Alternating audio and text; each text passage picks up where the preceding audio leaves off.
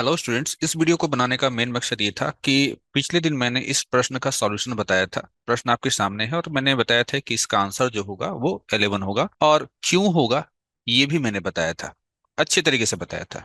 लेकिन किन्हीं स्टूडेंट्स का कमेंट था कि नहीं, इसका आंसर जो होगा ये होगा, ऑप्शन नंबर 2 होगा, 1 to 10 होगा। ठीक है, बात ये भी था कि उनका जो भी अपना कमेंट था कि जो है यहाँ पर सेमीकोलोन नहीं लगता है, फोर लूप में सेमीकोलोन नहीं लगता है।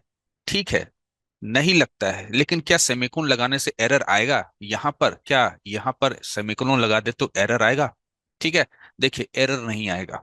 ठीक है, एरर नहीं आएगा। बेसिकली क्या है ना, आपको जो आउटपुट आप जो सोच रहे थे ना कि 1 to 10 प्रिंट करेगा, वो नहीं आएगा। अगर आप यहाँ पर सेमीकोलन लगा देते हैं तो 1 to 10 ये जो है, ये आप सोच रहे हैं कि 1 to 10 प्रिंट करेगा, ये नहीं आएगा। तो कहीं से भी अगर कोई ये कहा जाए कि फोर लूप में जो है लूप कंडीशन वगैरह लिखने के बाद लास्ट में सेमीकोलन नहीं लगाते हैं, तो नहीं लगाते हैं, ये इसलिए नहीं लगाते हैं क्योंकि जो आप आउटपुट का एक्सपेक्टेशन करते हैं वो नहीं मिलेगा। लेकिन ये लगा देने से एरर आता है, ऐसा नहीं है।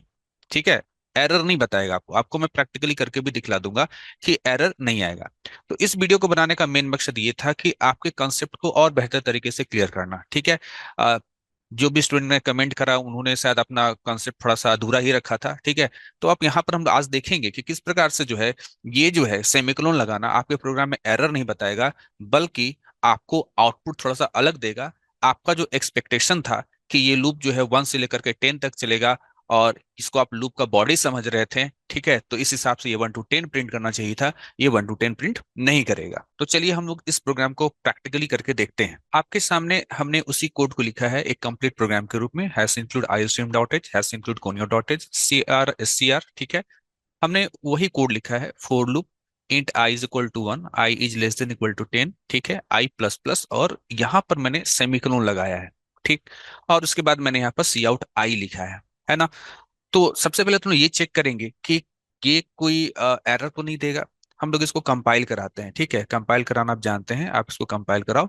तो देखिए आपको यहाँ पर कोई एरर नहीं बता रहा है, ना तो कोई वार्निंग ना तो एरर। दैट मीन्स कि अगर आपको लगता है कि यहाँ पर सेमीकोलन लगा देने से एरर आता है, बिल्कुल नहीं आता है। ठीक है, तो देखिए आप जो कॉमन कंसेप्ट सीखे हुए रहते हैं ना, उस कॉमन कंसेप्ट से भी से डीपली भी कुछ कंसेप्ट होता है, उसको भी जानना जरूरी है ना। तो आउटपुट देखें, क्या ये 1 to 10 प्रिंट करेगा? देखिए यहाँ पर, आप देखिए यहाँ पर मैंने इसको रन कराया और आपको जो आउटपुट मिलता है वो क्या मिलता है? वो 11 मिलता है। अब इसका क्या जो है एक्सप्लानेशन है, वो एक्सप्लानेशन मैंने ऑलरेडी पिछले वीडियो में बता रखा है। ठीक है, इस अभी मैं यहाँ पर इसको एक्सप्लेन करने नहीं जाऊंगा। यहाँ पर बस थोड़ा सा एक चीज केवल बता दूं कि मान लीजिए ये सेमिकोलन, यहाँ जो आप यहाँ पर सेमिकोलन देख रहे हो है ना, इस सेमिकोलन को अगर आप नीचे लिखते, यहाँ लिखते, तब क्या होता? ये आपका फोर लूप होता। कौन सा?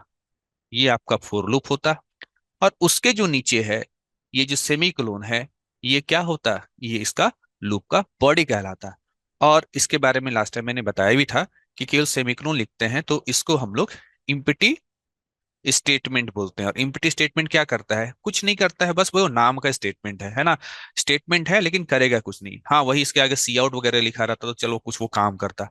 तो यहाँ पर जान लीजिए कि ये जो आपका सेमीकोलन लगा हुआ है, आप इसको अगली लाइन में लिखें, चाहे आप इसको यहाँ लिखें, जो आप देख रहे हैं आपके प्रश्न पत्र में जो दिया हुआ था, वो सेम इफेक्ट डालेगा।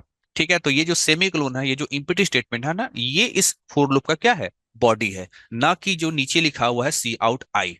इसलिए लूप जो है वो तो 10 बार चलेगा ही चलेगा, आई के वैल्यू 1 से लेकर 10 तक। लेकिन 10 बार जो है कौन सा बॉडी एग्जीक्यूट करेगा? ये जो इम्पटी स्टेटमेंट है यही बॉडी एग्जीक्यूट करेगा। और जब लूप फॉल्स हो जाएगा, और जब लूप फॉल्स हो जाएगा तब आप इस सी आउट आई के पास जाएंगे। और जब लूप फॉल्स हुआ होगा तो कैसे हुआ होगा?